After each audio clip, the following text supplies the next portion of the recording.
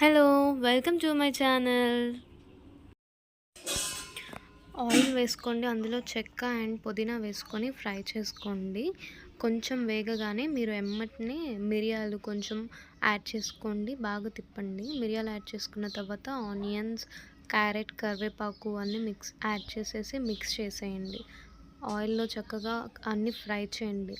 And next tomatoes, potatoes, chillies కూడా వేసుకొని బాగా కలిపేసుకోండి. మీరు ఎంత బాగా కలుపుకుంటే అవంత బాగా మగ్గుతాయన్నమాట.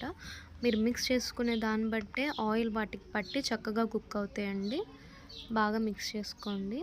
అండ్ ఈ మిక్స్ చేసుకునేటప్పుడు మీకు ఉప్పు మీ క్వాంటిటీకి తగ్గట్టు వేసుకోండి. అల్లం వెల్లుల్లి పేస్ట్ కూడా మీ క్వాంటిటీకి తగ్గట్టు వేసుకొని మిక్స్ చేసుకోండి.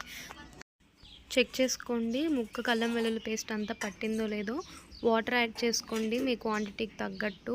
వాటర్‌లో సాల్ట్ సరిపోకపోయినా వేసుకోండి. అండ్ బిర్యానీ మసాలా వేసుకొని బాగా వాటర్ బాయిల్ అవ్వాలి. వాటర్ బాయిల్ అయ్యేటప్పుడే రైస్ యాడ్ చేసేసుకోండి. నానబెట్టుకున్న రైస్ చక్కగా బాయిల్ అయిపోయేటప్పుడు రైస్‌లోనే మీరు కొత్తిమీర వేసేసుకొని యాడ్ చేసుకోండి. కొత్తిమీర ఫ్లేవర్ రైస్‌లోకి వెళ్తుంది. అప్పుడు రైస్ చాలా ఫ్లేవరబుల్‌గా ఉంటుంది.